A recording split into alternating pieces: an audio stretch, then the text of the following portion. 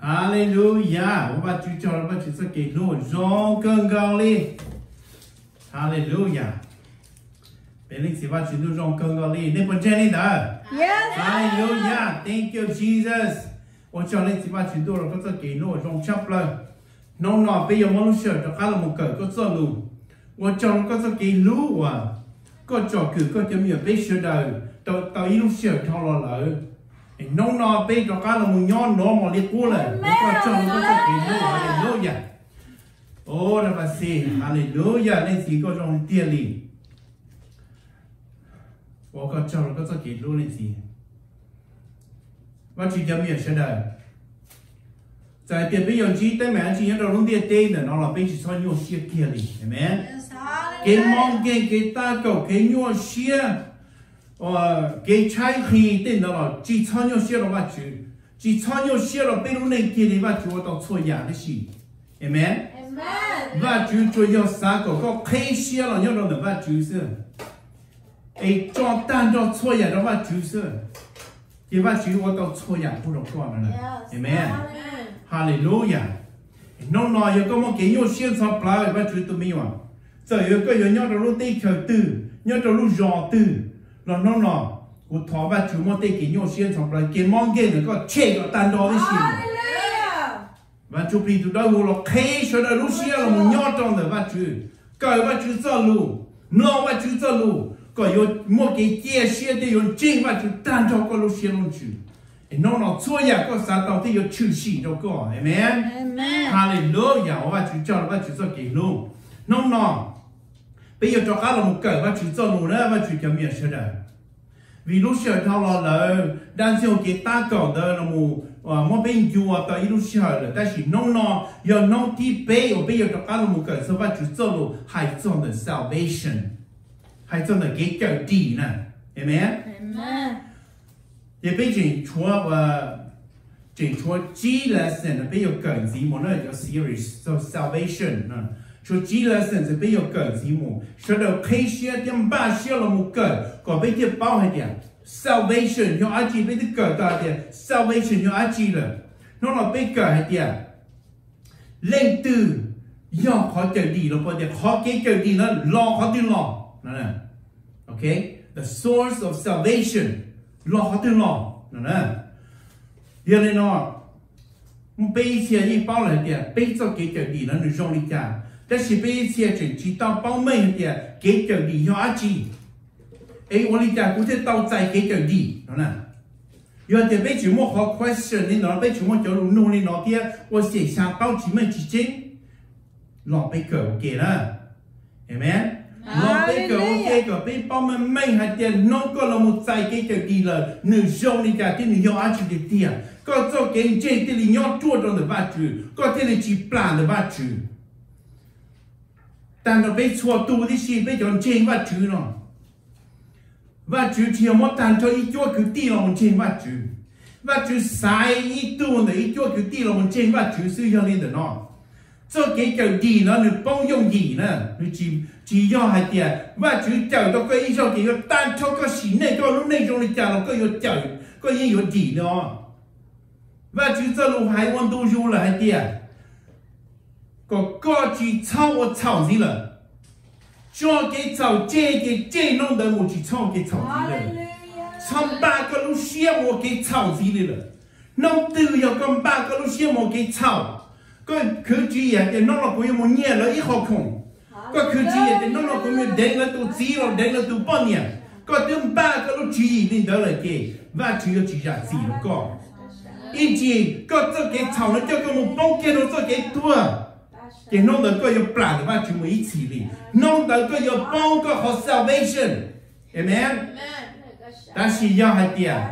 ก็เรามันชาวว่ารู้นี่ก็หาว่าจีตัวได้เชื่อที่มันจะปลิดตัวหัวมุจก็รู้นี่แต่เกี่ยวกับก็จริงเช่านี่เลยเช่ารู้นี่เจอลิจีสเกตตัวนี้แต่เกี่ยวกับที่ด้านที่ยงเรามุตาก็เรามุด้านที่ก็มุป้องเกี่ยวเช่าเราเท่าก็มุป้องเกี่ยวเช่าก็ยิ่งป้องให้เกี่ยวเอาคนเรากูเช่าเลยก็มันฟีกันตัวว่าจูก็เลยเช่าเกี่ยวว่าจูอยากจีเราก็มีตัวเขาว่าจูอยากเจ้าเกี่ยวรู้เห็นไหม ฮ Li nó sẽ mà có thể có gì nữa và chú tụi mình rồi và chú lúc có chấp lại li bé hải mong giờ bé là một chuyện và chú bé bao chỉ mình chỉ trên nông nó bé sẽ là một lô cả bé bao mình bao trên bé cho cái trên thì để chua khó bé thì để chỉ plà bé khó salvation và chú amen một trong tụi si vừa kia tiệt thảo có taoใจcái gì là cái có yêu chỉ bao ý trong gìเลยแล้วเมื่อChúa Giêsuเรารู้อะไรเดียว anyone who the Father gives to me will not be taken away ตัวว่า主ว่า你只摸到古典音主摸你就正當的古墓裡了正插了只摸你就要正到高了主耶穌在地墓裡了但是高度傾有個不爛的話主墓嗱 you yourself your fleshly desire ก็รู้เก่งหรือน้องเจ้าเก่งเช่าอยู่เจ้าก็มุ่งปลาหรือว่าช่วยมุ่งอีเสียสิก็อยู่จีเต้าใจเจ้าเก่งเจอดีเจ้าเก่งเจอดีนะก็อยู่ป้องมุ่งเจ้าต่อเกินก็อยู่จีเต้ามันทำว่าจุดนี้สอนมุ่งจริงๆนะ要你认得多了真嘛真知道但真用了么真了真知道但是嘛但真用嘛但真对给对我中介我妈我路叫我做个给ไอ้ก็บอกที่ก็ที่สามวันนี้ด้านที่ยงหายเลยที่ก็มั่วก็ตัวขี้จ้องมั่วก็ดีแต่ว่าจีก็ปลาแต่ว่าจืดซื่อนะชัวร์ตัวซีวิลเคลียร์เนี่ย once you receive your salvation you can never lose your salvation ก็ให้ตรงนี้เนี่ยตัวซีวิลน่ะด่าก็เลยเด้อตัวซีวิลน่ะด่าก็เลยหนึ่งจีเคียก็ทัดด่าเจ้าของหนึ่งชายจากก็ตูเชียหนึ่งชายจากก็จีตัวมันเจ้าหนึ่งลูกเชยหนึ่งชายจากก็จีข้าเยี่ยเจียว่าจื้ออีฝ่ายเก่าตัวมันจ้าเราลูกเชยนั่นแหละหนึ่งชายจากว่าหนึ่งป้องแม่มาเชียนเลยลูกเชยนั่นแหละเจหนึ่งจีสักเคียก็เขาจริงๆอ่ะ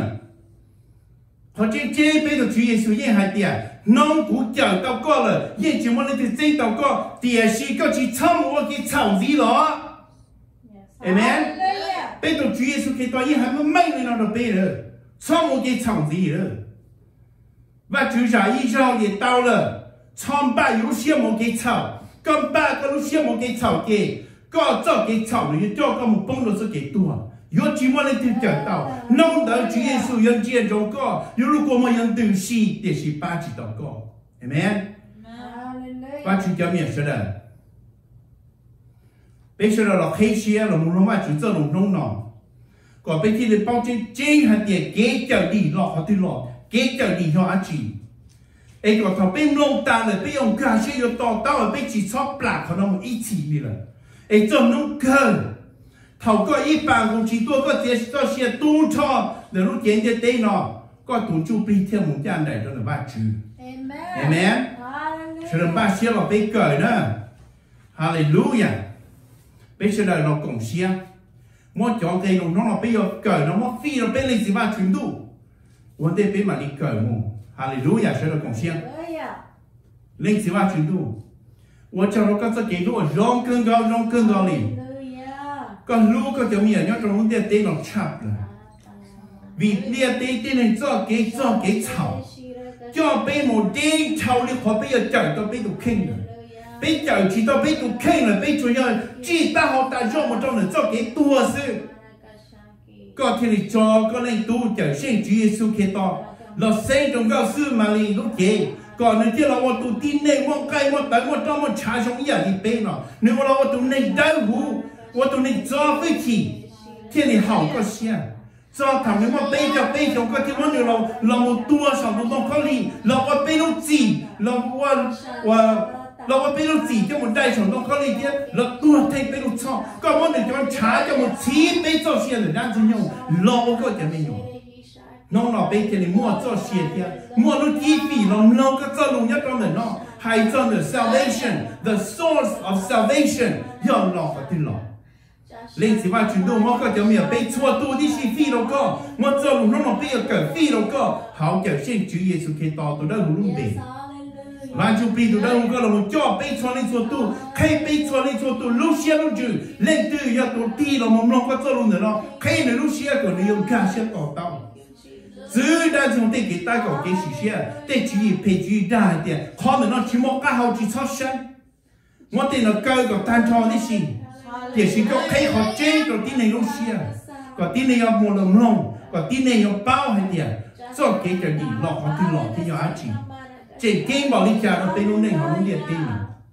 và chụp pin từ đâu nó ngò thảo pin đâu thảo sầu có là cho bên cho nên số tu chứ xem chặt lại có là cho cú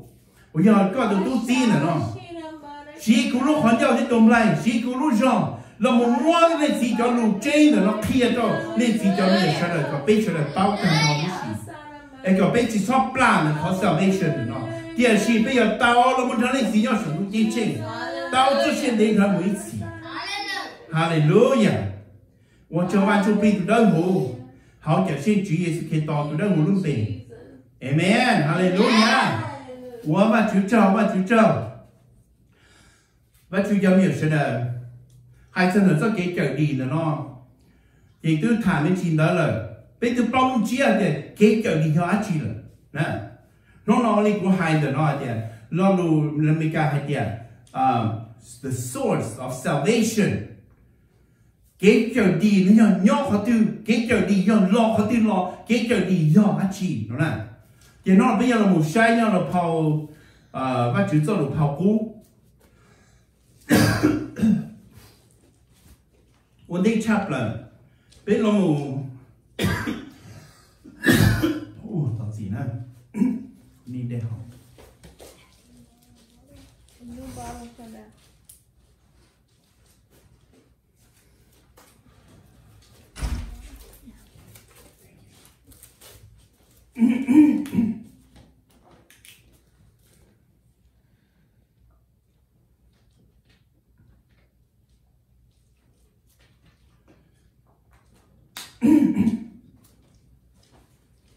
我讲完就照，哈利路亚。也别让我们说要讲的话，意思千万字冲搞照的比较急呢。First Chronicle chapter 16 verse 35 mà nên hay đi từ nó hai tia tia li hai châu ba chữ hai tia và chữ bây tụ trở sinh thọ ba có bây đi thiết thọ có bây lo ok chờ có bây đi là xua hay nên bây thiết tàu có trào thiết khổ có lúc bây đau hủ and say save us O God our salvation gather us together and deliver us from the Gentiles, to give thanks to your holy name, to triumph in your praise. Amen. Nhớ rằng ý sự thanh văn giữ trong cầu trao de nó hay đi cả, hay là và chữ bê tu trở sinh. Amen. God our salvation. Và chữ do kế trở sinh. Kế trở sinh do và chữ. Đúng không? ý思千万字呢，可以做路西好万字海内的，讨论在万字目标的变老了，万字做了海内都制作了，个人用些地参考，些人不地都看到这的万字，头期末那就罢了，对研究我要一本地的了，念能多找的了，念能多制作了，用些差不了更高的。giờ này nó là cái lý ti đó các là trong đó và chú là cái mà do cho hai tiền là chỉ chúa tu và chú và giờ là cho giờ công tu và chú và giờ Abraham tu và chú giờ Isaac tu và chú thế giờ Jacob tu và chú nữa nè giờ tu và chú và cho là từ là thế cho ý gì để cái và cái khi là một nhau trong nó thế cho và chú cho nó chết tiền và chú cho Abraham cho sinh chú là một nhau thầu là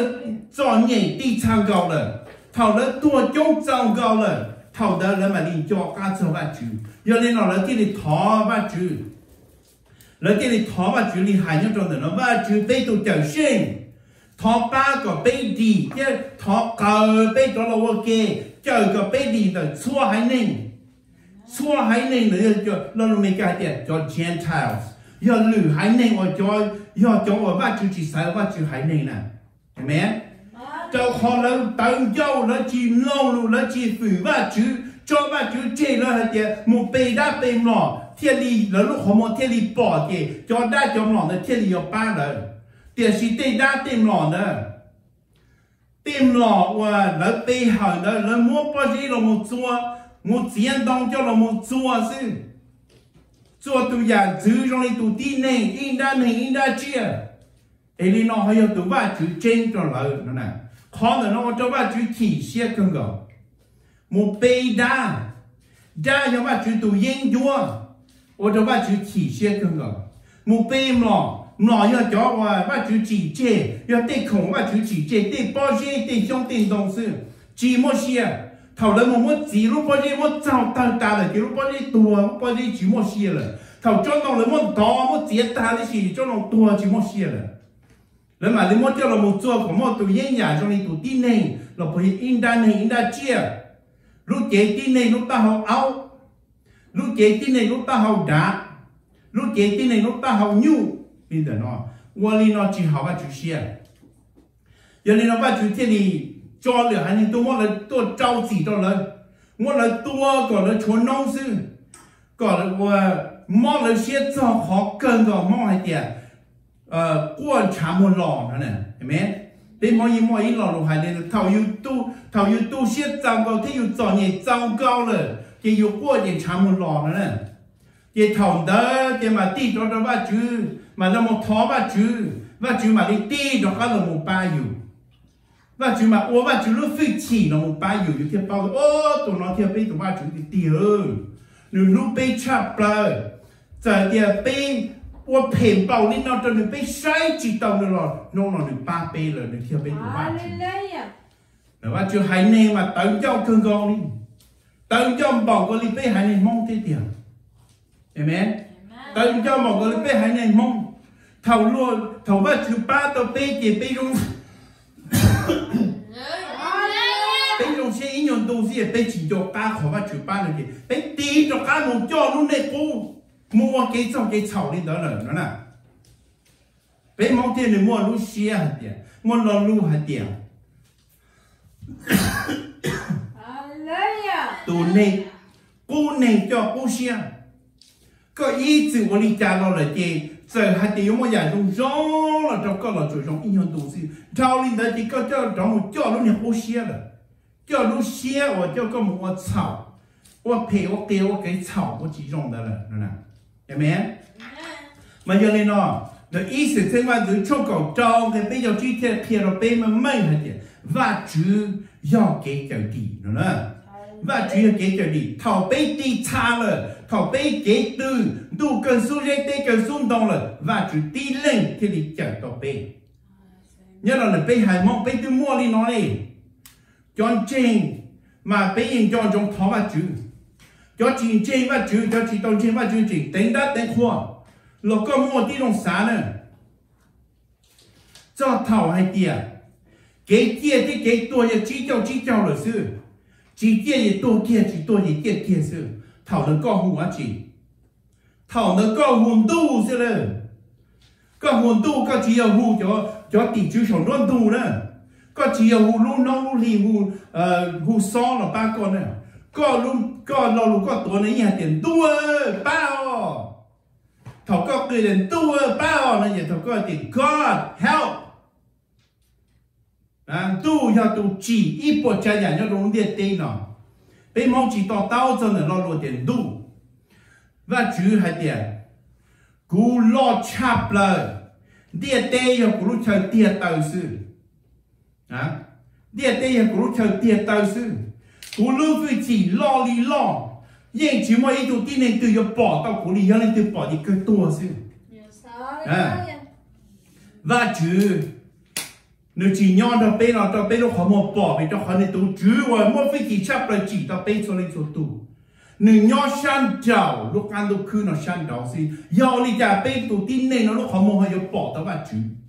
bé yên bỏ chỉ tao và chữ vậy tao chú bì và mỗi cái chỉ chấp là nếu要读海龙是在错呀，出事么咯？哎，搞的古北我不当领导，要搞啥个么都没有，搞不得，这里么一都多了古，哎都多这里出不了的，no，只么一人上里，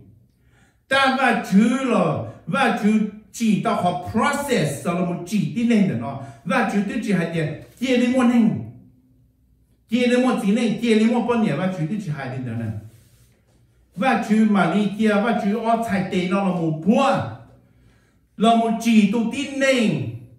có một tôi dạng chữ rong có đi vắt chữ nè amen vắt chữ lúc phải chỉ lom bỏ đi nó nếu thiên này hay chỉ mua ít tôi tin này nó bỏ tao của ấy chỉ mua xe nhau nè mà bây bỏ chỉ tao vắt chữ vì đó họ nghĩ ít tôi chụp biểu mua phải chỉ chắp rồi đa là bây chỉ bỏ đa thiên đấy mà đa chỉ luôn bỏ vắt chữ đa giờ cho vắt chữ chỉ thế sao ấy giờ nông nói có chỉ nông vắt chữ hay có một nông đa hay có một cái chảo này có thiên là yêu chủ plạ có khó salvation amen vì cho họ đa tàu trả vắt chữ đa giờ tụ vắt chữ chỉ đa chỉ tàu trả vắt chữ sáng mùng nhau vắt chữ họ chờ qua tụ vắt chữ cả tan cho ít bộ chơi họ lúc ăn tụ khư nó thiệt vắt chữ thêm một đa bỏ thiên là muốn đa bỏ là một trong địa tê nó tan cho đa của trong Lucifer tạo trả vắt chữ nữa thiệt trâu một bỏ một trong địa tê nó tạo cái gì để thiệt mua cho tỷ chữ nữa nè cho tỷ chữ đoan thu nó mày do cho angels của vắt chữ một bỏ cho Lucifer là một trong luôn địa tê nó nè cho nó mà mua tỷ chữ nữa nè amen họ cho angels cho vắt chữ nhau sống tu chính chính để mà cho lấy nhau vắt chữ cho tu gì nè nếu chỉ tỷ chữ nó mới đa rồi nè bên một xã linh là nó hay tiệt ít tu đa rồi cả lúc trong nữa bên hành tiệt bên tiệt tu tỷ chữ là lúc trong đó nó nè tỷ chữ nó mới refer một trong đa nữa nè mà bên sau một long đa tên lục đa thì bên tiệt chỉ là bên sau cái chữ tỷ vì bên sau cái chữ tỷ nhau vắt chữ nó vắt chữ cho mình sẽ ra bên sau thì nó phong能够确认够金给金的hai linh nói thế khi có cú nên trở lý có cho cái chân cho họ cơ nhà cú tu va chữ và chờ cú đi cú yên ý từ cái xe đó có lead me into your truth and teach me for you are the God of my salvation on you I wait all the day amen nhớ rằng nó là chuyện về sau trong câu đó nó hay để cú niên nông nhon trong này nó có yêu tu vắt chữ và yêu tu cú tu chẳng sinh thọ có ba cú có cú yêu tao chúa ya trở đi cho cái chân ya trở đi có lúc xia sự nó là bây giờ vắt chữ tụi mình nhiều là vắt chữ cho mình sẽ là bây bao giờ vắt chữ yêu họ cái trở đi là nó bây giờ tao lúc này trở đi để vắt gì tại vì sao nhá nó phong nó có cho mình một chuyện để chi nó amen thiên địa hai tia có yêu cú tu vắt có yêu cú tu vắt chữ và chờ cú đi nó có cho cú có ở lúc này chơi đi có sao cái chính và chủ yếu họ chơi nữa nhớ rằng là và chủ chỉ muốn ít họ phe chỉ muốn ít họ chúa chỉ muốn ít họ trả này lúc này mình kể là và chủ God is truth God is righteous nè và chủ yếu họ chơi thế mà chủ yếu họ giang kinh và chủ chỉ nhận ra tu đa đấy là đan sinh nhung tu đa đấy là Lucifer vì đó họ bắt chỉ tao nương rong hay nương họ cái rong nó theo ở đó nương danh sách ở trong bắt chữ nương họ cái rong nó theo ở đó nương một cha cho tỷ chữ rồi bây giờ bắt chữ cho tu chi y phải bê cho nương tạo trả bắt chữ ấy nó là y phải bê là cho angel sẽ trao một bỏ là một trong địa tên là nó một tê tu và hay người chỉ bắt chữ tu mà sở đông sở lo cho sở đông sở lo và khi chỉ chơi xây chỉ chơi tu nữa tu mà khi cho đó họ tu tờ nữa nè cho rồi hay chấp lại cho nên tu mà bắt chữ tu mà khi ta bỏ đó tu tờ đó muốn nhau họ tỏ cho nó và bắt chữ chế gì gì mà lúc trong tu nữa cho cái tu nó mất cờ kia kia xí nè但是nó cho tỷ chữ cho sống loan tu cho tỷ chữ ở cá tê trong tê hà nó cá luôn địa tê án rồi nó chúa cho cho nên nó ta có bắt chữ cho mình và có và bây giờ plan được bắt chữ mà yêu cho tỷ chữ chừng nhớ trong được ta án rồi nó cho tỷ chữ chỉ nhớ trong được tên hoa tên cho được nó có thế này nhưng mà cho nên nó bây giờ yêu chủ cho mồm lòng bây giờ yêu chủ nhớ trong được bắt chữ vì nó bây giờ bao nhiêu bắt chữ yêu bây giờ cái gì là mà bây giờ chúng ta và bây giờ này nhớ trong được vài chữ nhớ trong được họ chơi mà bây giờ chỉ plan được cho cái gì đó vài chữ cho mình sẽ được. Giờ sẽ là trong bao cho bây giờ có ý hay gì nó, cú đi lên sư thì yêu tổ chữ, chúa yêu cú đi lên sư thì chờ trong này đi. For even I am the Lord, and besides me there is no savior. Thao được vài chữ là chỉ một người tu chẳng sinh nữa. bây giờ chỉ là cái tàu này thằng người kia một số tu chính chính nếu hai trong người thứ tỷ hai tiền này chính pha nữa chính đây còn đây nó có một tí này là một hai tiền cú ya tu chữ cú nhớ để nó là này chọn chính này chọn một chảo á cú ya tu chữ cú nhớ tỏ nó là này chọn chính này chọn một chảo nữa vì cho họ thì chui ya tu chữ tí lên sự thì họ trên thì theo cái chẳng tỷ gạo xem chỉ mua đến lên thì tung gì lên giờ hai tiền chỉ mua ít tu Giêsu là một nhớ trong lúc địa tê là một yêu trong lúc địa tê là tuần đầu yêu tu Chúa xem nhớ là bên mong luôn này tại chỉ nó là chỉ là tiền mua ít tu Giêsu là một yêu anh này anh nhớ anh bên hải mong là kia tuần đầu là tu Chúa nè cho nên mình là mua ít tu Giêsu thế cho nên mấy tu Giêsu nó mà nếu mua Mark của tí xí nhớ đời xí tê tí xí nếu mua tu lúc nếu mua lúc họ tham chuyện không nè nhớ đời xí tê tí xí ta xí nếu tu rau mà giờ trâu nữa tàn cho nếu chọn chê mà đi còn là một thà tu trâu là họ bia là bọn nó chắc tứ đó nè nếu mua ý lan tới tu chê cho nếu nhớ cho nếu phân chê nữa nè tu the nói to false Jesus, to false Christ. Đó là nói tiền như Jesus Christ nó, như Jesus Kitô nó lấy. Nè, nhớ tới cái Philippines nó mới ít tu Jesus thế. Nếu thiên là tiền nếu thiên yêu tu trở sinh, và yêu cho các đồ tin nên nhớ cho lúc xưa nó, lo một chờ nếu hải nên nó là. Đó là nhớ đâu và chúng cho lúc chờ nên cho xuyên là nó. Và chúng tôi lưu ý hay mà mình trên trên đồ bê thảo lúc xí hở nấu và bê đồ Chúa Giêsu Kitô cho nên cho thứ gì muốn nhớ cho nó lúc trong thì bao cho đó anh người kia một sản tu chính chính này nếu mà phải chỉ cho tan cho rồi và người cho thứ gì rồi nè cho và chúng chấm nhiều nó thì cho nên là thì và chúng thiết là món nâng ca kia đồ sản tu đến đấy tàu mua nữa thảo nó chuyển chia sản tu chia nếu mua cho sản tu là mua ô tô tu sĩ và chú ô tô tu sĩ kia là sản được là thế chứ cho nên Galilee nên sai ở chỉ mua cho sản tu nè và chú ô tô tu sĩ là hai cho Chúa Giêsu kia tao có ô tô thứ tiền tiền nó và nên tu Chúa Giêsu để nó cho cá lò mà nó cho cá lò ý dạng cầu lì nó và nên bỏ nó mua nó là sự nếu chỉ là yêu vấn đề ý rằng gì đi là cho họ nếu chỉ là yêu vấn đề là chờ nên gì là nếu tức là yêu vấn đề tức chờ tao cho và sát tao tại cái chờ đi là giờ thì nó nếu cho cá lò rõ mà nếu lò ý dạng cầu lì nó nên bỏ nó mua sự nếu yêu chạy mua cho cá lò ý dạng nên bỏ sự nó đã nếu lò nó đã bây giờ chỉ là cái lò tao lò mà đi nó là phải chịu cho mình sẽ được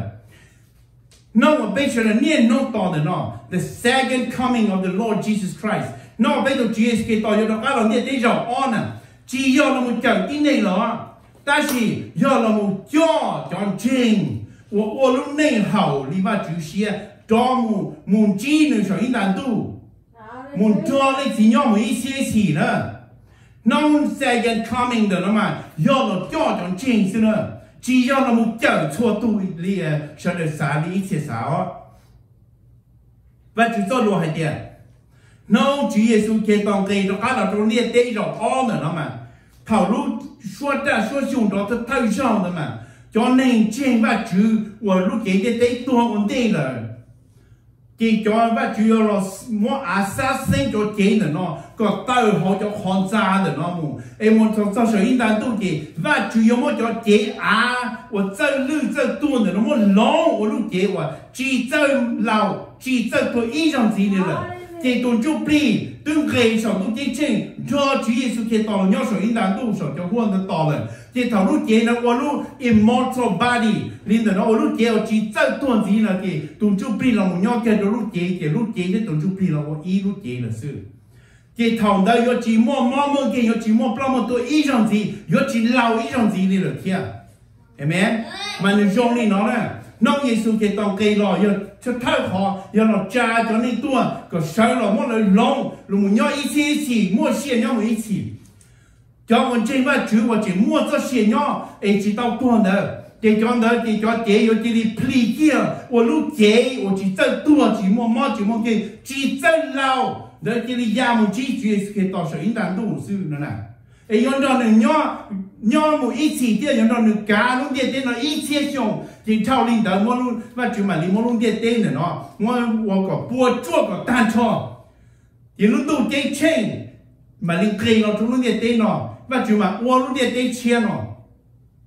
ถ้าลูกเชียร์เราจะช่วยกันจริงว่าหนึ่งตัวนะว่าจุดต้นว่าเดี๋ยว the remnants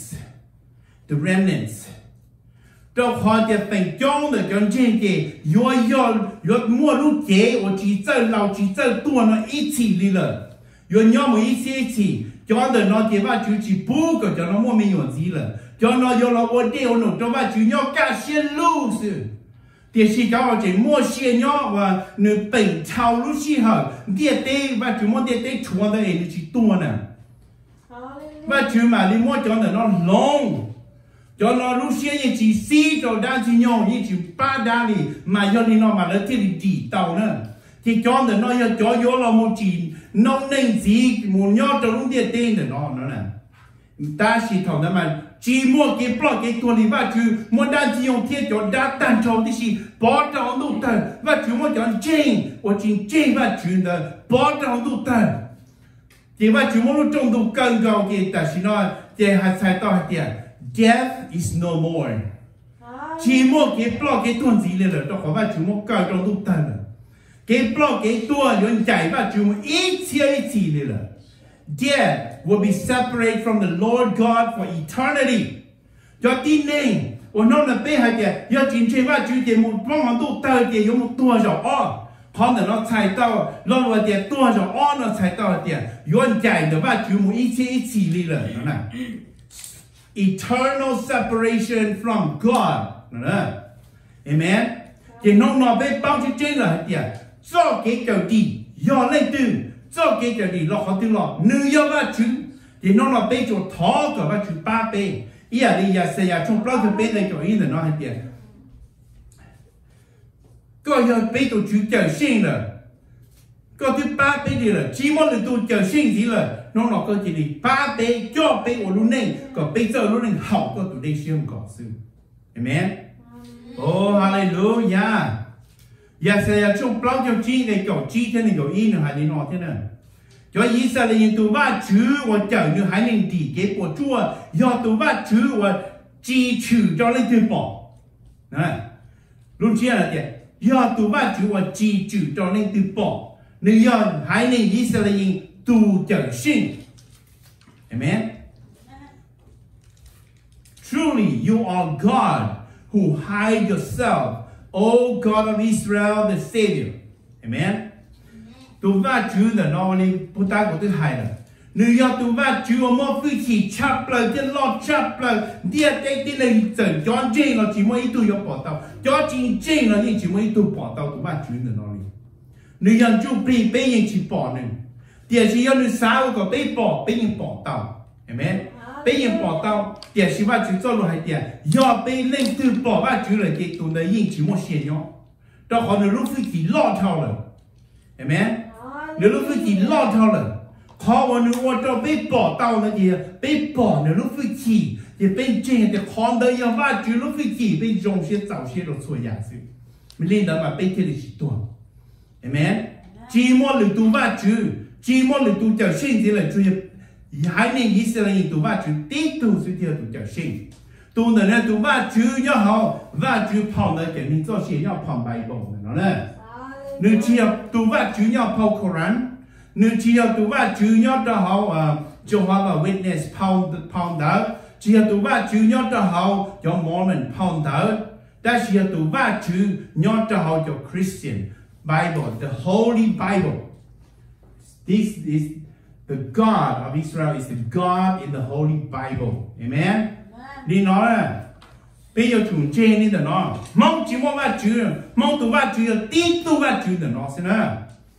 Bây giờ là cho mong cho cứ tin mong ở chỉ toàn trên va chữ thế cho tương trên là但是mà trên có gì giá chỉ bao tổng đây tổng cái chỉ bao khó trên khó chua nè. Bây giờ là tia tê tí này cho tu đi gì tu va chữ tí tu sự giờ tụi ba chúa mua xe gì nhỏ giờ tụi ba chúa chỉ tận được ít bộ trái nhà nó khăn được khứ nó xem bây một xa nên là nó này giờ có chỉ bao ba chú có chỉ bỏ ba chú cũng khi nên nó đó có một tàu hải sống à chọn đông nhân đời hải sống tại thì ít chọn đông một cầu nhân đời lúc trong sẽ là cho bây giờ chọn đông một tiết tàu à giờ có một chọn đông là cho nó cho trâu lúc rồi có sao thì vừa chọn đông là vừa trong đi cả giờ có chỉ cho chọn đông là nhau tàu lúc trong nên tí cho tự nhiên nên nó sẽ là nữ nhân chỉ tua đi vì cho họ va chữ tua chỉ nữ trong đời do tua sai cho nữ lo nó mấy cái tiệt God sustain the tree in the mountain even though if it is a long tree it will not die so giờ nữ tí cho nó tự nhiên sẽ là nhân chỉ tua cho họ va chữ tua sai cho nè amen giờ có một trong nó thò kia là một cho đâu có lúc gió là giờ có chỉ yêu đi thì trong nó tua là cho họ thì có chân de và chữ lọ có một cho là một có tu là gì và chữ kia có take care trong đồng đời sự giờ có chỉ tu thì tu đi nè có thể bao hay tiền lúc phải chỉ của trong đồng đời chia sẻ lo nhau tàu đời lúc trong đời giờ ở đây chả thì giờ này từ lúc giờ và chữ lúc nè bên mong một lần rồi hay tiền bỏ đá bỏ giờ tụi sai sửa tên đó chuẩn đó nè đó chỉ bỏ đá tụi bỏ đó giờ và chuyển đu tụi chỉ trong đồng giờ tụi sai sửa nữa amen nhớ trong đây này có ý này giờ sẽ trong plug cho chính đây này có ý nữa hay đi nó chỉ đi tua cho họ chỉ tụi plug kia bánh này tên đủ chia cho nên của lỡ hai đời lỡ tên mình xí tua xảo ok lên từ bia tên nó thảo cú lọ lỡ chỉ do cú ở do tụ chữ bia lọ cú do tụ va chữ tụ đỡ hú theo do tụ trở sinh yên chỉ một đôi lực tụ va chữ lì lợ tell and bring forth your case let them take counsel together. Who has declared this from ancient time? Who has told it from that time? Have not I, the Lord? And there is no other God besides me, a just God and a Savior. There is none besides me. Amen. Đây là cái ý nó là giờ sẽ trong bao nhiêu chỉ nó kia thì yên chỉ mua lượng tu va chữ đi chơi cũng tí lên thì tu va chữ, 我摸些人哟，这地都把就我真无天降景是，地人的得做都，不能叫那些指甲，只么一都对上的，只么一都能上的，就要把就地人天里上，天真无天降景是，amen。这要你能把就天天，要你莫不么都，个那多鸟我给。ก็หายก็ชาตัวกูหายกูชาตัวเป็นชุดมาลิซาเช่ขอตื่นเที่ยวขอยอเป็นมาเจียจีนั่นน่ะยอเดียเป็นจีน้องอ้อชาลุงแต่น้องเจเป็นเจียจีโยเกต้นทีนี่นะว่าจุดจะมีอะไรได้ยังในจอนนันเจย้อนลุงเดียเต้เนาะจอนนันเจมาแล้วเที่ยวจีเจียจีเนาะยอจุน้องอ้อชาลุงตามมาแล้วมาเจียจีมาพัวใจจังจ้าโดนดาวhọ cho nên chia phe thì lời nói ít ra lù xíu là tự chế gì là cái lời炒蛋cho đấy gì, amen. Tu nên chế mà nó chỉ là chế gì dùng gì, tu nên chế mà cho chủ nông, ở xa lù cho chủ bao gì, ta mà nó mà lấy chế gì nữa, amen. Và chủ yếu tu đau ngủ để tu gian chỉnh, và chủ thế thì kia cho chủ gì nữa nó cho và chủ hãy nên, còn lời cho tin này của một bao một tu nữa tôi xin tôi tiền chơi tiền mua nhau ok tiền chơi tiền mua có tôi hay có sinh của hay của sinh tôi trong chỗ tư lâu sợ đời nó ta có sợ đời bao hay để do mình đi chặt cho đi chặt sợ đời cái gì chỉ dùng cái sợ đời cái chỉ bông nó rất cái chảo nè amen cho nên bạn chú đi lên siêu theo tụi chở sinh tụi chở tao đi lên chở từ sáng ai tới lột tao chở từ sáng chụp đi lột tao đấy gì vì đó khó bạn chưa chụp đi amen nhớ là mấy cả trong sang cái xa hay đi nói hay tiền tiền si cú yên chiến trong tu chữ cú cho ba chữ tu ở chỗ là chờ có cú đi cú tu vắt chú yom lo cú tê lù thọ. Therefore, I will look to the Lord. I will wait for the God of my salvation. My God will hear me. Amen. Oh, hallelujah. Vắt chú kéo miệng sẽ đời. Nó là giờ bên này từ mua tay mày nó là bên lúc này nè. Tay mày nó cũng khi nó nè hả tiệt. Khi nó bên sợ đời còn trên chùa tua. Tay mày vấn đề nó trao bên rồi nó.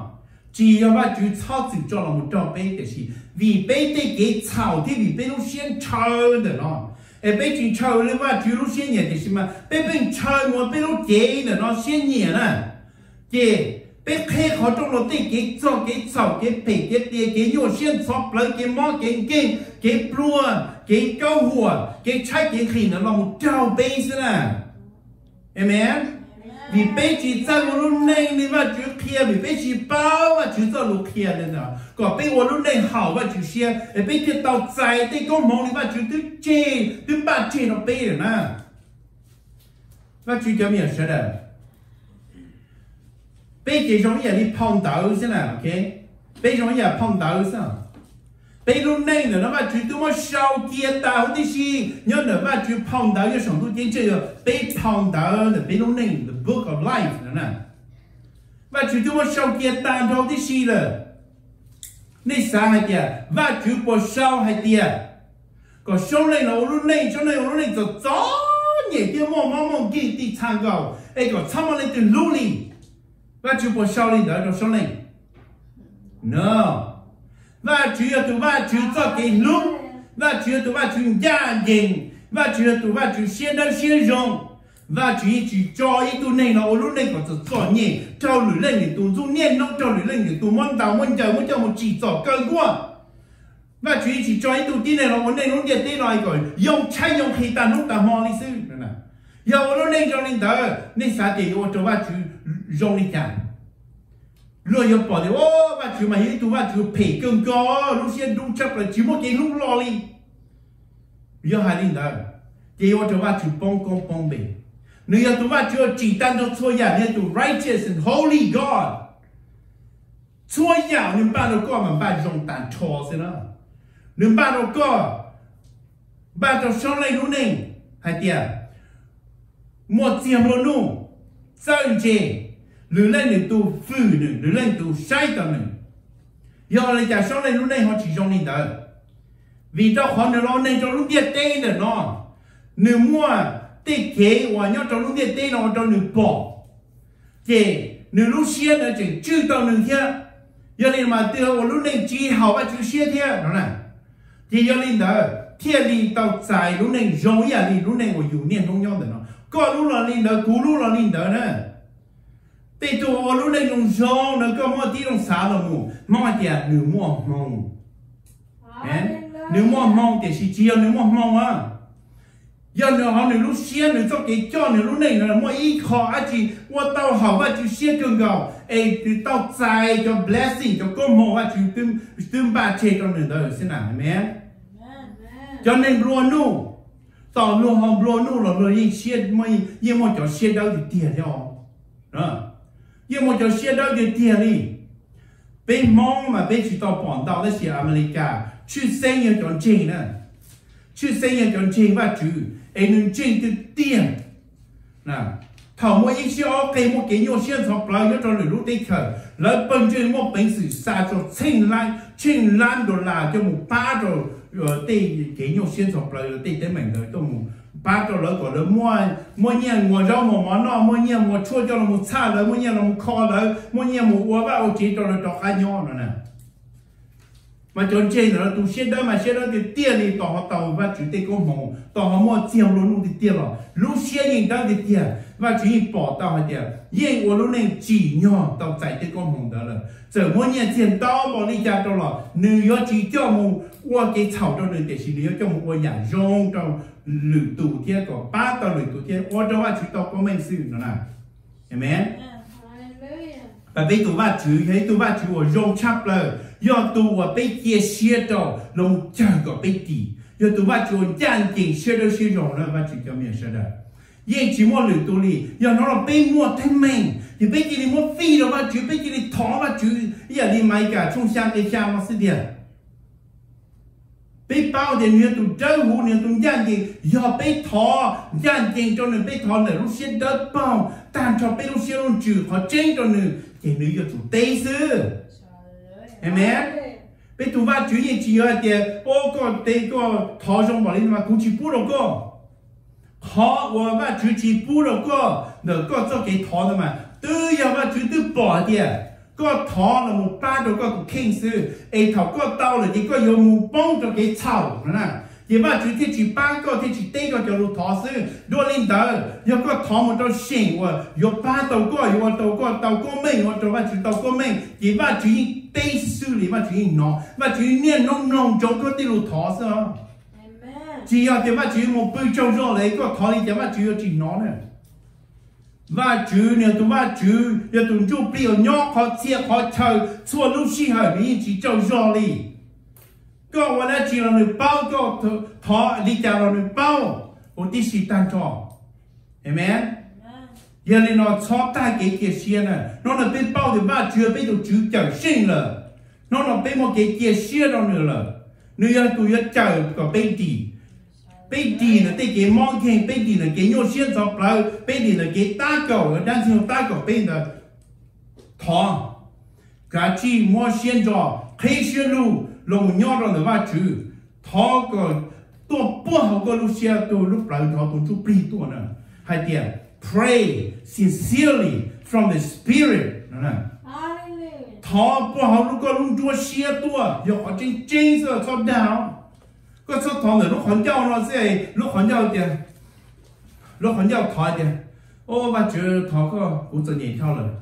ทอก็มา$1,000เรากูจะหมดเทนุ่งเดียวแต่เสียเขาก็รู้เสียเดียก็มา$1,000เรากูเจกูจ่าย$1,000เจ้าหมูมั่ว$10เทนุ่งเดียวมั่ว$10เจ้าหมูเพลย์คาสิโนเกียร์เจ้าหมูลิ้นไพ่เกียร์ซึ่งเจ้าหมูตื้อเจี๊ยเกียร์ซึ่งก็ซาเตียก็ตื้อบ้าเลยเนาะเลยว่าจูปยมดก็แล้วเด้อ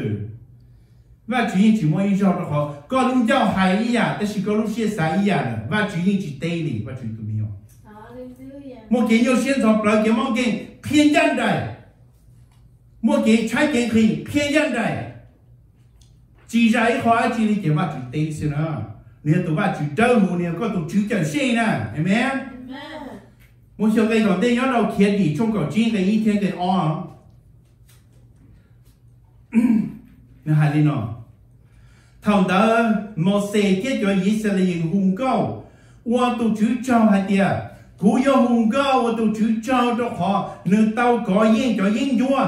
nước tàu mua cho nền thế cho nền trái nền bỏ cho yên chữ, tụi chú yo lúc yo kia yo tụi tí thái cú, nước yo tụi chờ cú đi, nước yo tụi ba chú, cú yo hùng cao và nước cho, nước yo cú cho giờ công tụi ba chú.กู要红高火的路飞机，我老跟的，对没？路晓得喏，天地创造今个一条安的喏，还得万主要你还能以色列人都叫神 ，God is Israel's salvation，对没？要那看喏，头路晓得喏，拉建也是连头下地，就叫以前叫都种，打到多鸟到花土地。để cho cái khó khởi và chịu khai cho lên là đi cái sự liên này tôi trong đi trong tôi bùng vào họ tôi chào cho tàu lợi kia và chịu và tiền tôi còn lên thâu lời gì và chịu phao kia đi cho cá là một nho đi họ cú gì ta cho nên chạy này thế cho trên này là gì mà đi nhà tôi tạo thì chỉ sinh ít tu đi sinh kia phá lầu nhau tiền tu tỏ sự và chịu lúc khi lo mà lên nó lời thiên lý hùng ngao hay tiền và chủ yếu hai nên Israel tu trở sinh, amen.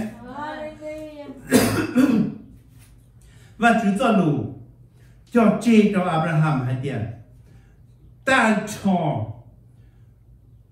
cho nên và cũng cho lọ rồi ta cho nên và yêu lòng chế chủ Giêsu để nó và bỏ lên có cho sinh tử, amen. Giờ bây giờ lù hai nên bây giờ hai nên Israel人，我把就晒，我就还能得了。nó vắt chú tôi mới chi phí nó bê là một vắt chú cho mình nhiều lần thì nó thay tao thì Abraham thì Isaac thì nhà khâu là từ và khâu bê là một lần cho mình nhiều lần nó mới cái adopt nè là từ adopt bê là một lần cho mình nhiều lần bây giờ một lúc chi phí là một vắt chú cho mình nhớ rồi vắt chú lúc chế nữa amen hallelujah cũng khi nó cho nên sẽ đợi cho bây giờ trên sẽ đợi gì nữa vắt chú hai tiền vắt chú cho luôn hai tiền vắt chú lưu vắt chú hai nên gì sẽ là những cơn gò lì vắt chú tôi muốn bánh sử hoặc là cho tao mù bị nó chỉ nông luôn amen ấy nó có cái cú nè bây giờ cho lò săn đào lò sẽ bây giờ cho Gentiles ấy vắt chú adopt là một trong vắt chú chế nên xưa có sao thì bùa用gì cho vắt chú muốn bây cho mù用gì chấp là nhá giờ bây giờ chính vắt chú tan cho bây lúc xưa lúc chú muốn tan cho bây lúc này cho xưa cho vắt chú đi lên xứ là một sầu lúc này cho vắt chú tàu của mình là một sầu lúc này giòn lúc này đau lúc này gió với chi lúc này muốn cho cái lúc thì vắt chú chỉ muốn bây bỏ chi chú muốn bây xem thâu đồ sang đầu ý giòn này nữa ta xưa bây là lò xứ rồi thì cũng khi là bây cho chi chú xem bây hải mong nè lừa hải nó tí dạng rồi đó ta chỉ bây giờ mong thì cũng hải chú xem chi trên nó bây hải mong sao giờ có lò chế vắt chú có tiền là lò xứ rồi thì cũng hải đâu có tiền chế thì đó ý nông tổng tên là thì vắt chú muốn có xem thiên đồ sang đầu nữa amen đó họ bây giờ là tiền là nó mà bây giờ chúng ta bây giờ xưa luôn chú nữa rồi bây giờ chỉ ta đi nữa bây giờ nhỏ nữa bỏ nó tao thì bây mà đi qua xứ nó mong tiền thảo lúa cha chỉ nó lúa cha lúa tao chỉ mà họ để nổi da nó nè thảo lúa một qua này chỉ dùng chanh chai đó bọn nó chạy thì trâu luôn tàu trâu luôn chỉ trâu luôn du chỉ có chỉ một trâu tê qua thảo lúa ta chỉ có mà đi qua đến chỗ một trâu tê cho thảo nó chỉ tức ly thảo nè amen tức ly thảo là khó với nó chỉ nhau tao cho xe con trai là tôi chỉ để do lên từ trai做些的有几刀做些，要那就进菜做些的有刀做些，那菜刀的头要个进炒就个路见了多，一个多好主要是给到路背，给头个路见了多，一个动作不要刀做些的就没事，主要是给到要什么进去，但是要头毛得没多，一个进菜多就个路见了多，个进苦死个路见了那的。họ nói chỉ thay cho để có chỉ lên bao chỉ số yo có tổ chức nữa có là lên được lúc họ giao sự ta chỉ có lúc xem là yên chỉnh trời thì yên chỉnh lên được tiền này nữa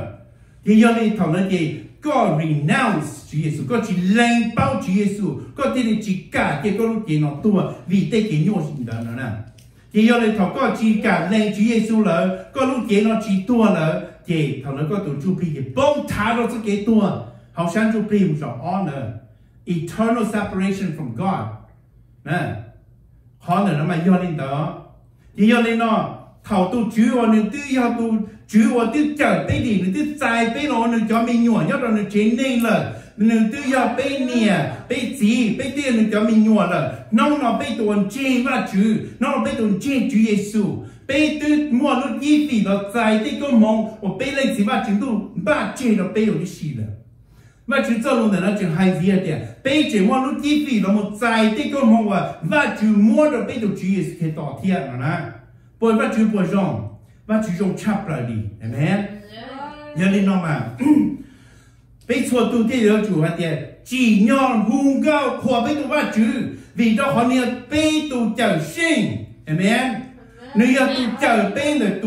tu yên chúa ở nên nông tự trả bây nên nông ở cả bây pla để và chú nữa nè.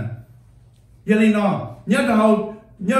bây lúc ministry nữa nó bây giờ thì và chủ thiên là kia tao của tôi anh nữ sau trong cao hay tiền có hung cao khó và chủ ấy thọ bây giờ bây học và chủ nó bây giờ thì mua trong cao là cho là hung khó và chủ cho là hoa xua lên xua tu có thay chưa thay chủ thay lúc hoàn giao thì tụi này là một hung cao khó và chủ mà tư vì do đi nữa nó nữa mẹ tư vì do và chủ cho cái lú nó và chú要tu教对的人做给多了，哎，và chú这个偏摸叫说路的呢，叫我们单位种叫我们呼活và chú, amen. Bên này nó hù nó, đây rồi họ ý cho bao nhiêu, nên nó bên hù cho cũng được nó nhiều sai chứ, cho nó chúa, 我家去帮过来投资了，好啲做工老师，但是骗了别人，别莫吓到。We have a reason to sing that song. Yes. 宗教人家背后，我晓得个晓得，黑晓得路线，我晓得个晓得，西了路很叫人懂不来，那么红个火嘛就有搞事呢。把有都开，那么火有都煮，我也有都煮讲信的呢。你要领导是。在这G3路将宗教了招你家，G3户了招你家，但是còn dân trong hai tiền, và chưa hai nền, thảo một xây cho là lại cái tụi đi liên đó là, thảo lời sát tí xưa là tôi không có khóa chữ nè, ấy giờ nó mà chữ tôi chờ tao con là cho cái tua rồi, và chả có họ chỉ không có khóa chữ nữa rồi, tí dạng có đi lúc xưa đó kia nữa, và chữ cho miệng sẽ đây. Lúc xưa ba chú hãy nên kia rồi và lâu tiếp và lâu cho tú tròn nữa thì ý là đi nông nọ có kia tờ rồi đang gì không cho cái chỉ rõ con rồi thiên ta thầu có đi bao rồi thì cái chủ hung cấp của ba chú xưa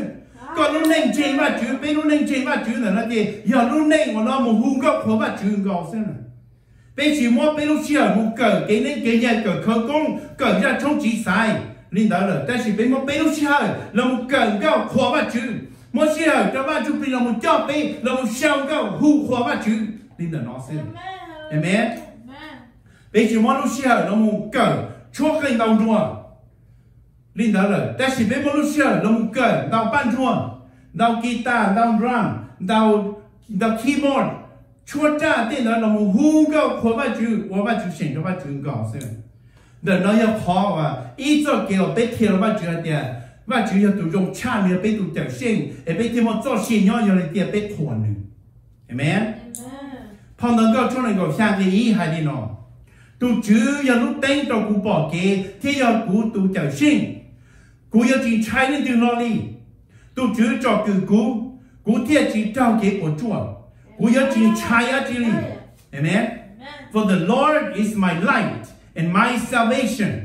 Whom shall I fear? The Lord is the strength of my life. Of whom shall I be afraid? Và Chúa biết được Chúa chào sinh. Nếu như lúc tên cho biết bỏ kia họ biết lúc nên. Nếu như tụi nó cho biết lúc nên. Ấy như này nó biết bỏ thì nếu như cho họ biết nên nông niệm mà cho Chúa sẽ cho biết là biết họ chạy á chỉ kia. Yên chỉ mua ý á chỉ ở bên chạy nó. Giờ như đang chỉ nhau là bên chỉ chạy đi. Vì cho họ va Chúa tròn lại bên. Amen.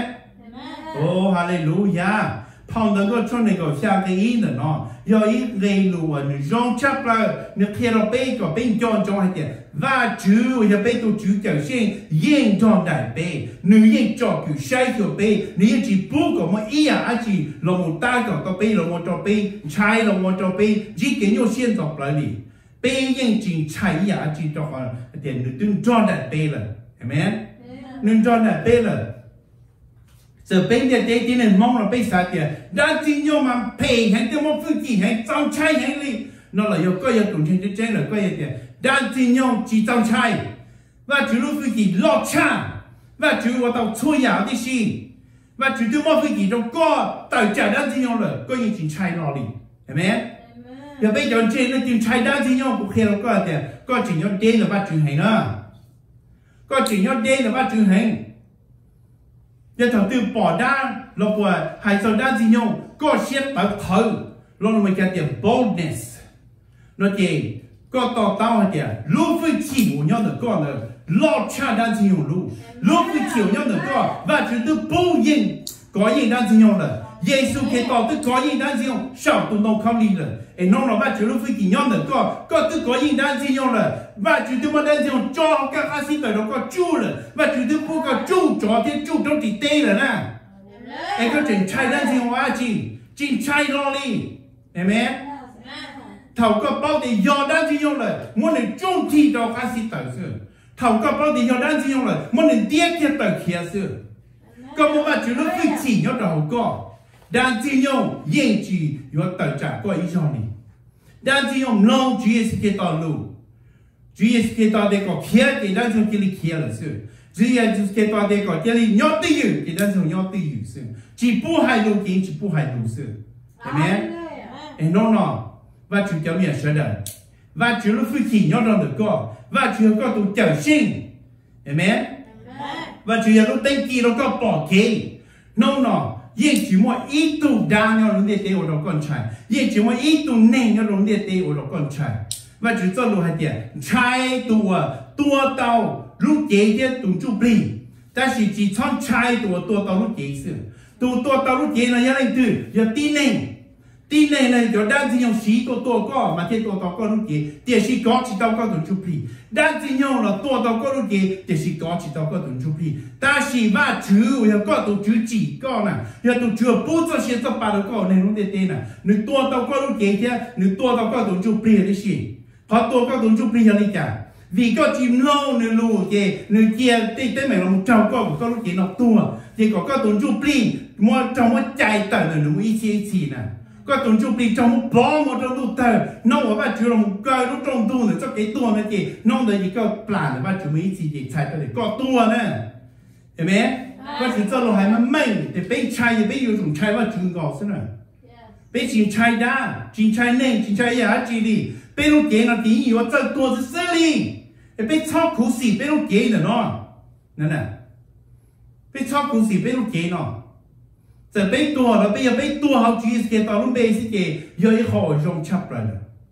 chứ giờ bây giờ nó Giêsu cầu ở tu thứ ti để thế này tua họ Giêsu cái tao lúc bây niên nó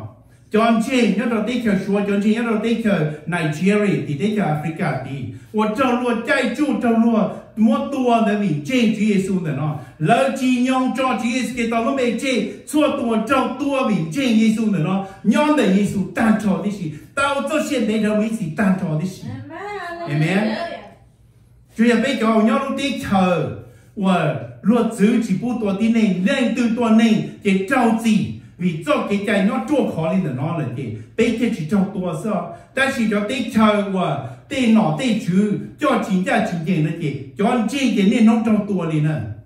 hiểu không bên cho thì và chủ yếu là bây giờ những chính trái họ chỉ này nè bây giờ xem là bây lúc kia nó bây giờ chính trái chỉ chơi này nè bây giờ chơi cái trả bây chỉ tao tập mình cho và chủ yếu搞sao Hallelujah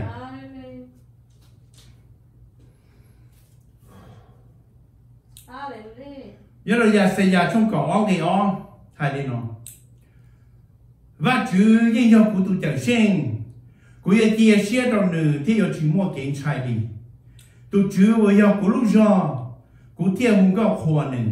thiên nữ dòng của tụi chẳng sen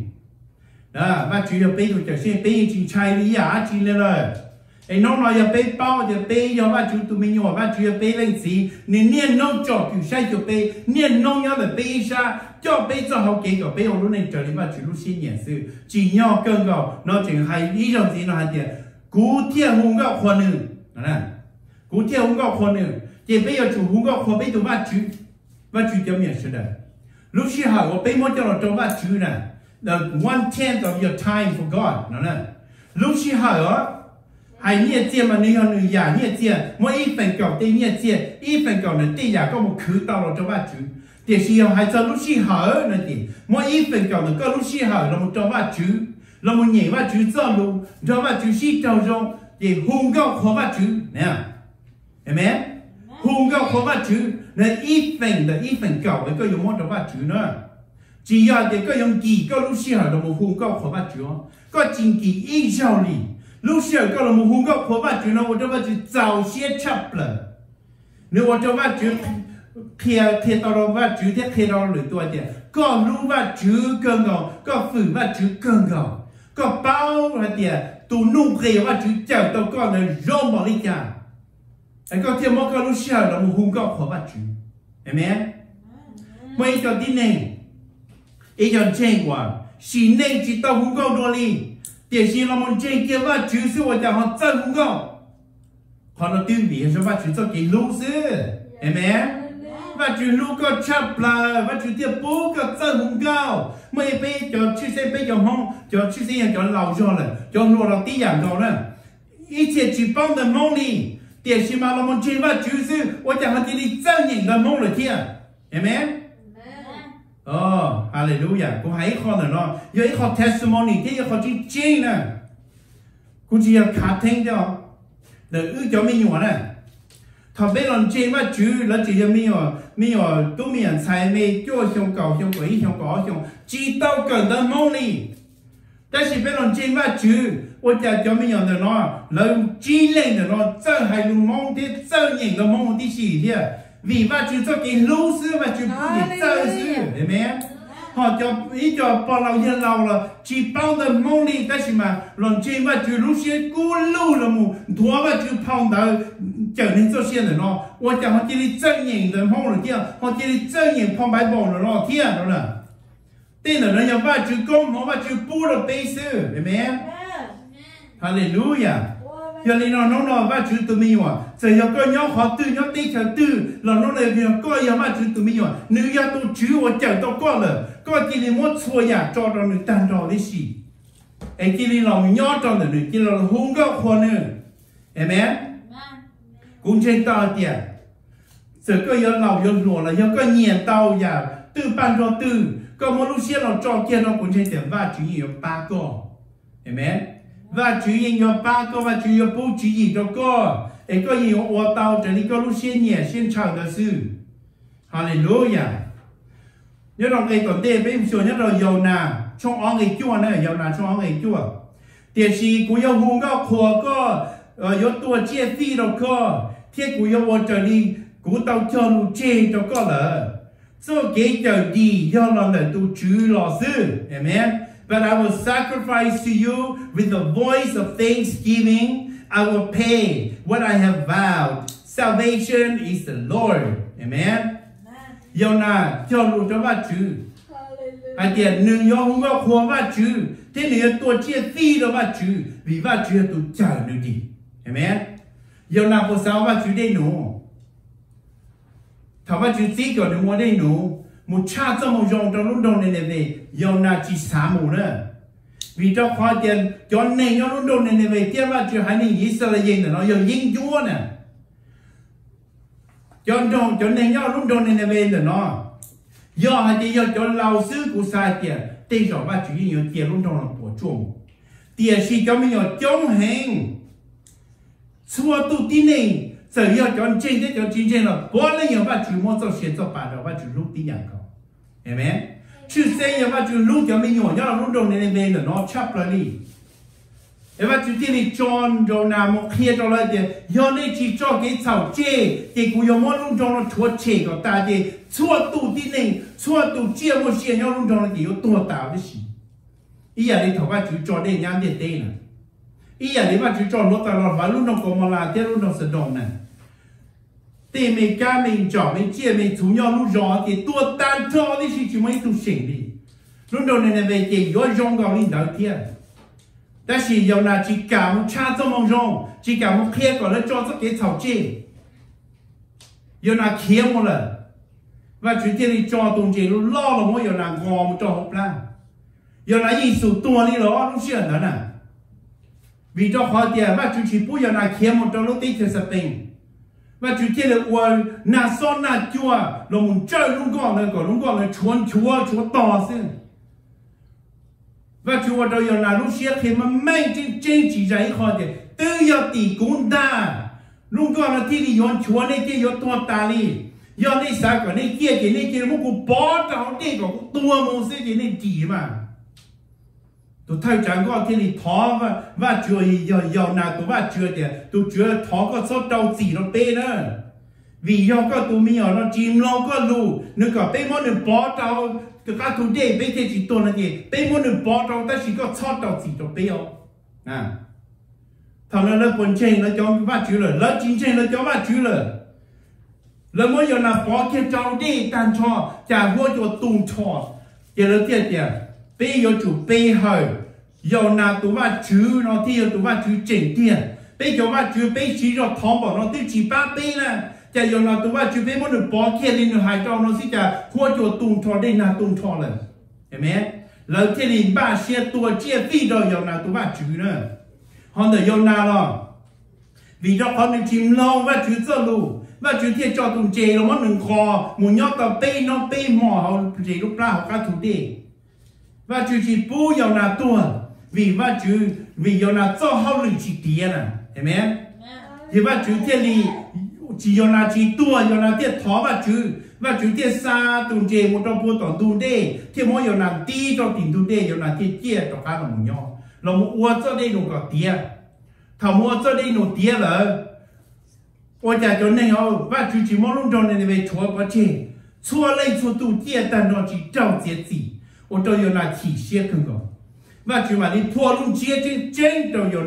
là bao do là tí cha nhớ lần tôn trọng và chứ ý mò sẽ và chứ cho má tôi lá tôi một trồng do nào tiền gì mà và chứ cho tôi can chi là một nọ trong trong là tan cho đấy gì thảo can tu đấy nó có gì do là chỉ sẽ không có và chứ đây là khi lúc chuyện mình hết vậy cho nhon cho nó sẽ có cái chỉ bỏ lên nó cho cú nào ấy có bộ sa tiền cú lú cho mình nhổ chứ cho nhau lú rõ nó cha đi kia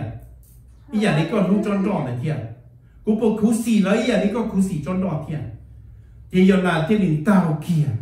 và chứ phua tàu lú chia cho người là tiền vì lý cha và chứ cho người tôi chờ cho nên nó lú đồ này về vì lý cha và cho chỉ chúa lú đồ này về bỏ chế vì và chứ lú cho tí này nó cho họ chứ xây cho mình nhổ chỉ một chỉ chảo á chỉ amen thì do nên nó do là thiên lý do hung có khó bắt chứ do nên nó bây giờ đi nó cho cái chỉ cho nhẹ họ bây lúc này bây giờ đi họ đi xí lòng rồi thiên lý chỉ nhau更高点bây giờ chủ hung có khó bắt chứ bây chỉตัวเจ็บพี่เราbắt chứ rồi để chỉ bây lúc xí hở cho bắt chứ nó nè mỗi lúc xí hở cho bắt chứ giờ bắt chứ bố rồi bây mỗi ít phần cầu cho các đồ bắt chứ chỉ sai tới giờ để bâyตัวเจ็บพี่เราbắt chứ bây một bây lúc xí hở mỗi lúc ngày nó bây nó cho nó một trăm mười bắt chứ sai tới giờ để bâyตัวเจ็บพี่เราbắt chứ cho miệng sao đây bây giờ trong đi nó này lúc xí hở của con một thế cũng mua những này của bao số mỏng nó chỉ do con lúc xí hở chỉ do của lúc xí hở nữa người giờ bắt chứ lúc xí hở và chú mua xe xin bao giờ là被错的地内我mua xe nhau因为你讲一天mua xe hở là một nhau trong đó bắt chú一天只mua xe hở nhau trong đó bắt chú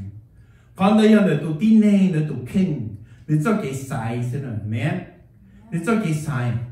mỗi一天地内mà你mua xe hở cho khó tiền你只mua đây mua nụ mua thì mua tao lúc xe hở cho bắt chú thì sẽ khó đấy chỉ mua chỉ chỉ cái nó bắt chú khó chỉ cái要lúc xe hở giờ có lúc xia nó có muốn đâu mà chỉ có phát triển nữa cho bây ổn định nó là chỉ trong cái gì xí với bảo lòng dù có chủ động muốn thiệt hậu bây giờ nó America tây nó là tí dạng rồi cho nhóm là tí Thái tây nhà là tây là tí dạng rồi cho chị là cái tông muốn thiệt nó cho sĩ phu là cái tông muốn thiệt nó cho kế tư lâu là cái tông muốn thiệt nó cho thao cho cái tông muốn thiệt nó như chỉ mấy tụ tư yo tiền đi tàu在 complete 在网络当碰上都老嘞呢，对没？主要ว่า就还能头要到电台说播ว่า就这里装满呐，到来闹噻，来节目去了，来这到闹得好，ว่า就嘛你三弄三外了，到来闹噻，来这到闹得好，但是路线了就别要做到木去，但是ว่า就么线了别木去，ว่า就么招弄了别木去那去好，弄下要么路线就ว่า去，对没？và chú ý nó và chú mới gì số một nó bên một khứ nó khứ hậu thao lên đó bên chỉ chúa cạo trâu số một mới gì số một cho một bữa chỉ chúa gì số một nhau đó mới gì số một bữa thảo trong tu một cho nó can tu này bữa gì số một sẽ gì tạo bên cơ rồi但是chúa gì số một đó mỗi lần ý số một cho bên trả trên một lọ tàu kia một hoa lửa cho lọ ba lọ chế thì bên chỉ chúa đi xa số một đó mỗi ý số một là số một cho là một khứ nó khứ hậu nó và chạy và họ là bên nó ta chỉ cho đi và bao số một là chỉ số một đó nè thì mỗi cho xe là ý họ cho là một trâu ba chữ xe trâu ba chữ xe rồi giờ có lúc này khứ rồi cái khứ nó khứ hậu có còn tao giả cho là một ba có lúc này và chỉ bao cơ ta chỉ có lúc xe đã bao ấy có mỗi lúc xe thì nó cũng mỗi số một trâu ba chữ nữa giờ của lúc xe là thì cũng mỗi chỉ tao tao thì gì ý nó cũng mỗi đi số một chơi cái gọi trâu ba chữ ý trâu ba chữ xe này rồi có mỗi thì tiền họ có lúc xe có tỉnh chạy tỉnh nhau trâu ba chữ rồi có tua có lúc chạy nhau rồi trâu ba chữ ý trâu ba chữ lúc xe rồi có rồi amen thì có mỗi lúc xe cho là hùng có khó ba chữ có mỗi lúc xe cho là một nhện ba chữ cho rồi có mỗi lúc xe là một thó ba chữ đó ba chữ xí trâu rồi nhị sao và chủ xe hallelujah bên một chiều qua tuần đây nó nhớ trâu phong tới có trong trâu chụp xa cái ó nữa phong tới có trong trâu chụp xa cái ó nữa hay đi nói hay tiền có tên này nhớ thông địa tê thì bao có thiết xua hay nên thì bao có cho cái chờ đi that your way may be known on the earth your salvation among all nations nhớ đồng cây luôn để nó do cây luôn ở bên giờ là một nhìn cơ ta chỉ nếu mà bên cây luôn cho bên sai nữa bên cây luôn cho bên sai ta chỉ luôn chia luôn để nói như hai tiền và chữ dần tia tê tụ trở sinh và chữ dần tia tê tụ trở sinh và chữ cho luôn cho chê nha thì cú giờ là một trở hay nên họ luôn tia tê nó nhưng là lúc vậy thì thầu na là một đà và một nọ lúc gì họ chọn đâu họ lúc lấy va thì Adam họ nọ thế thì người bông nó sẽ cái thầu rồi và chữ tôi chọn rồi thì tụ bao nhiêu nó luôn nâu giờ chú có tao không có tờ có gì có tỏ tụ bao nhiêu nó tụ luôn nâu luôn tờ thì giờ đi nó và chữ sai hay nên Israel nó và chữ hay nên có tu trở sinh thì nên khi tao nó trốn địa tên nó sư ta chỉ tu trở sinh nó nếu chỉ lo một trở và chữ hay nên Israel đó ngồi có sư nếu giờ lo một trở ta chọn địa tên này nó xua trả nên một cái gì giờ coi giờ mong giờ đầu giờ cho giờ bút thơi giờ mai giờ số đi trả nó và chữ chỉ bê tan đó thì và chữ lúc bê tan đó thì bê giờ và chữ hay nên và chữ bê tu và chữ ổn được lúc chắp lại đi ngườiที่ได้cho Giêsu là một cái ổn tin này nó là một chữ chỉ cho hai người Israel của dân hai người ông sai ông tu nữa có một chờ nhỏ một chờ là một tròn lo xin à amen giờ chỉ giờ lên đó và chữ cho Giêsu là cho bé hai mong bé của bao tiền Giêsu giờ tu trở sinh họ luôn điện tên nó bé yên chỉ bao rồi họ bé chưa hai của ba chữ sai và chữ cho Giêsu là hai người Mecca là hai người Phá Kỳ là hai người đúng là để nhớ thì để Africa và chú chỉ cho vì cho khó tiền và chú chỉ sai thì hai nên đó thì cho nó hai nên là vô chỉ bao thì cho nó chỉ một cái họ chỉ cho nó một chợ chỉ tàu tin này giờ nên nó và chú thì sai ý hai nên và chú thì cho và chú tụng chú pli lên tu là lo một chú chỉ cho hai nên đó ấy sai là thì bao hai tiền tụng tao do tu chợ sinh thế mà chú thì là chùa tao lù hai tiền tu và chú cho nó do tu chợ sinh trâu hai nên thì trâu cũng tiền tiền amen tôi giờ phải đi nó ổn định có sự mà lý do xây mình ổn đó và chứ tu gì Michael thì lý lo một chữ cho mà lý bỏ khi mà lý thì có nhiều tụ mong hồng cưng có nhiều xây mình thu tu thì mà lý chính tranh thì lý khi thì có tụ Paul Elizabeth tôi mua mình ổn rồi nè Elizabeth giờ mà linh tụ Paul nó tức là lâu rồi một chỉ tao mình nhiều thao lúc chạy nhiều mua mình nhiều lắm và chú tư cho dòng hàngตัวkia chạy trong đây là một sen cho họ Elizabeth lúc chế rồi thì thằng Mali tụ và chú tụ chia khe cho Mali chế đi một xuân tụ Paul chế một bọt lúc xưa tụ Paul you John the Baptist dòng hàngตัวkia chạy trong đây từ một bọt you dòng hàng ta là Mali mà cho cá nó chế amen hallelujah mà Giêsu giờ ba chữ là một chữ gì mà tin nên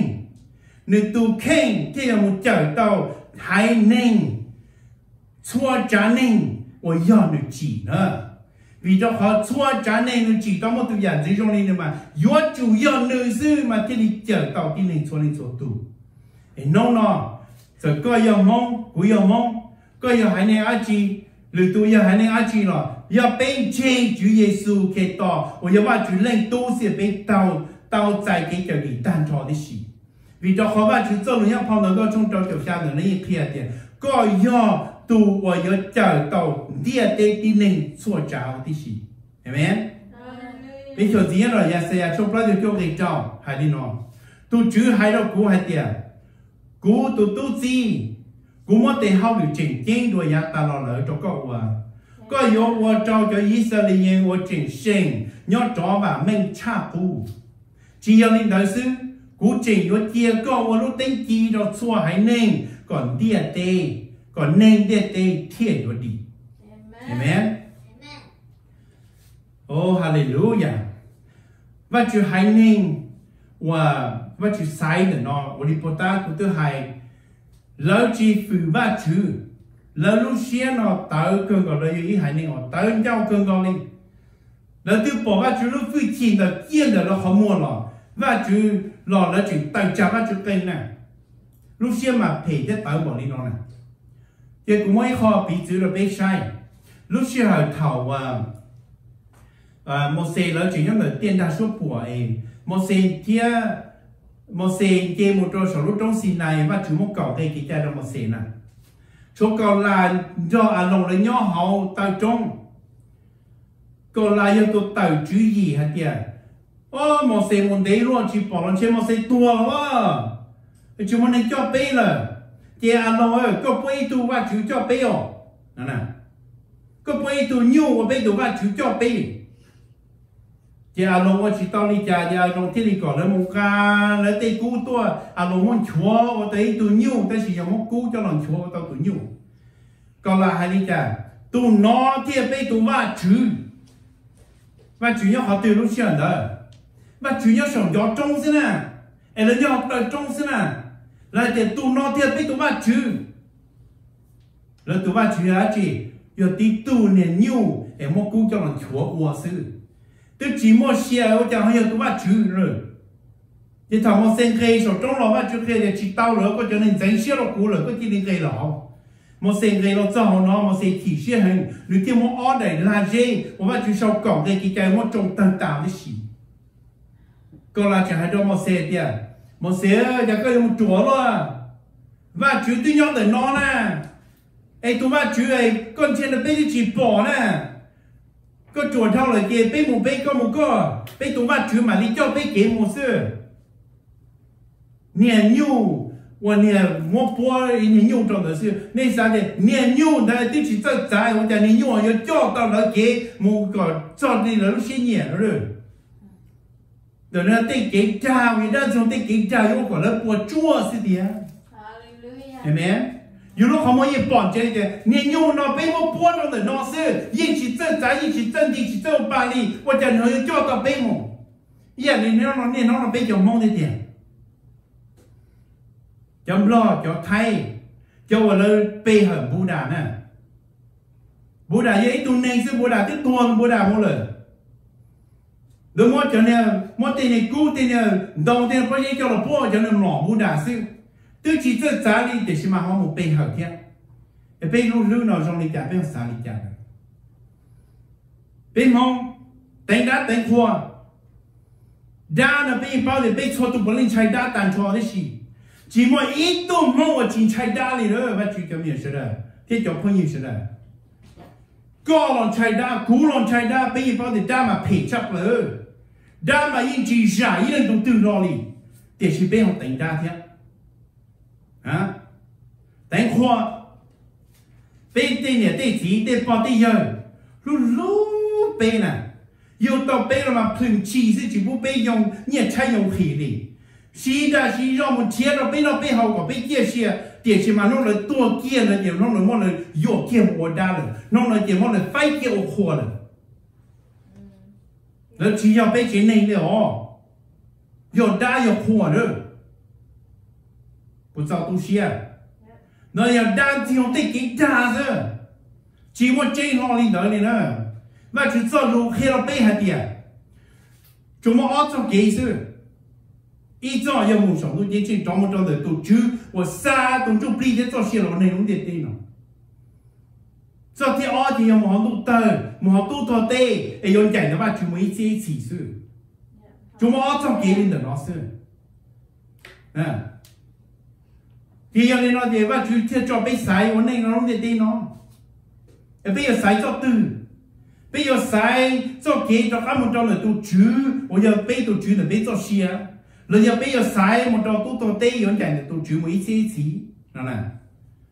có khi nó bây chọn mong cho nên số tu hay tiền nó là bây chọn đan gì đàn nó chập rồi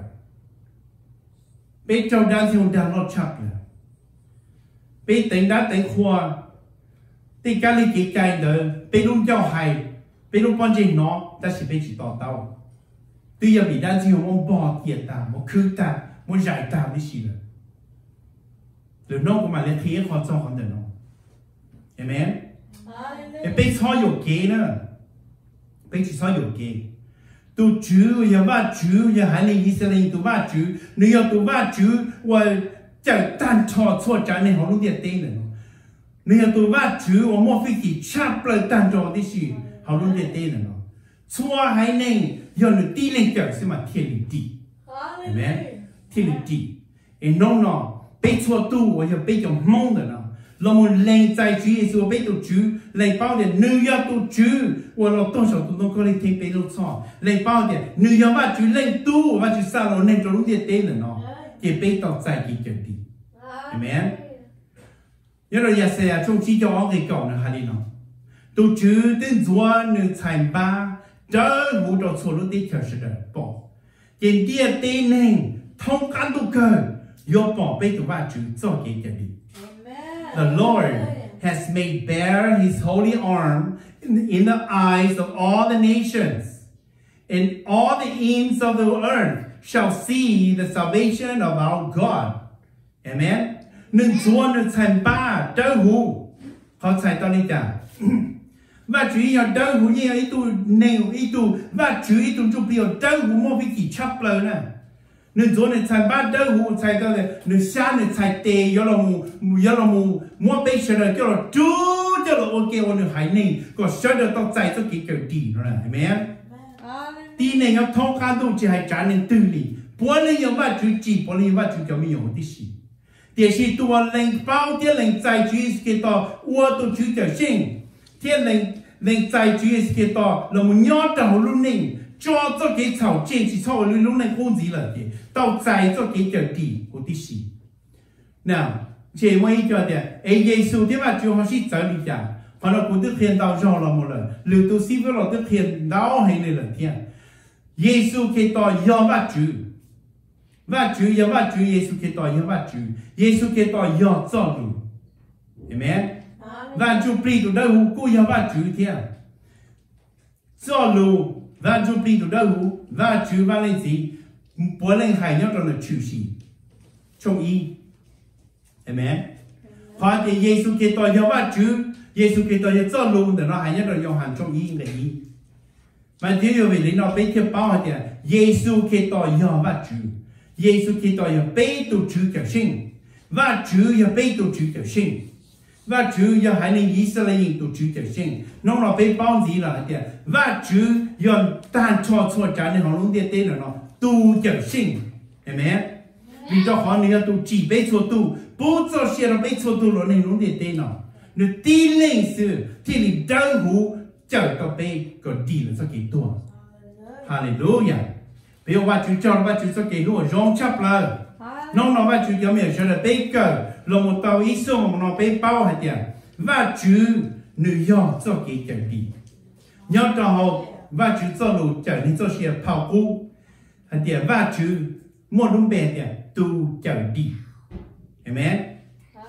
ra lên đó mua và Chúa do hai nên Israel tu trở sinh thì cái cơ nó hay tiền và Chúa yêu xua trả nên họ luôn địa tên nó tu trở sinh Hallelujah nó là bên bao mấy này nó là và Chúa cho mình sẽ là cái trọng phong như sẽ là và Chúa trọng mình xua tu đi gì nó là yêu con nó và Chúa cho luôn để nó là yêu con chỉ tao dài và Chúa nó có tu Chúa trở sinh nó là có một chế bản trình có tu sĩ phu một có là một cho dài Chúa Giêsu Kitô nó có tu Chúa họ có luôn nên có cho có cái thảo chế cho lúc lúc này chế thao vấn gì là nó lúc này chia nhau rồi và chủ lúc xuống tiền nó giải cho cái kiểu gì nó tao cho hiện tại nó mới gì tôi yêu và chủ cho lúc cho chế amen hallelujah thọ và chủ phòng có một là chúa tu đi gì bây giờ là tổng sĩ và chủ cho lên gì và chủ tu có cho họ chủ cái tao tu đâu lúc này nó có cho cái lúa rong chắp lại nó có khi nó bay hạt tiền có do tu chẳng sinh có giờ hai nên Israel tu trở sinh có giờ tàn thoát xóa chán nên họ luôn địa tên nó thông bờ luôn địa tên nó tu trở sinh bây giờ có cho có cái lô chỉ ta sư có kia nhưng khi họ tu chủ nó bê hạt tiền có thảo bê bao thì có giờ bê tu trở sinh rồi bây giờ chủ mua bê lô sợ là một hung gạo khổ co do có sĩ trâu rong bây giờ chủ chỉ xong chạy ý à chỉ đi vì cho họ tiền coi cho tụi nó cứ chỉ lo chắp lời coi cho tụi chụp liều chỉ ta nó ít bộ chạy vào lúc tiền nó riêng chỉ một ý à chỉ ở cho bên chạy đi giờ tiền bên trên tiền coi cho bên tổ chức cho xin rồi giờ tiền bên nhau bù mò đó coi là thì bên những chỉ chạy chỉ đi giờ giờ đang chỉ nhau là bên những chỉ chạy đi giờ giờ做cái多了bên những chỉ chạy đi amen nên chỉ mà chỉ bêu có cho nó có sẽ cái luôn rong chắp lời có phòng có mong nó cóจะมีชั่วตัวที่สี่ก็เสด็จนอกการย่อตรงที่ก็เสด็จจบผู้มองก็จะเกี่ยวเดียก็ย่อตัวเสด็จลื่นแล้วก็น้องนอนแล้วเป้าเดียก็ย่อแล้วตัวจะสิ่งก็ย่อตัวย่อตีไทยแล้วชั่วยาเต็มเหม่ย่อตัวเลยรู้นิ่งก็เลยchỉ sonใช้อีอาชีทอลีเรื่องสิเบลก็จอจีสเกตต่อรุ่นเบอเมนฮาเลลูยา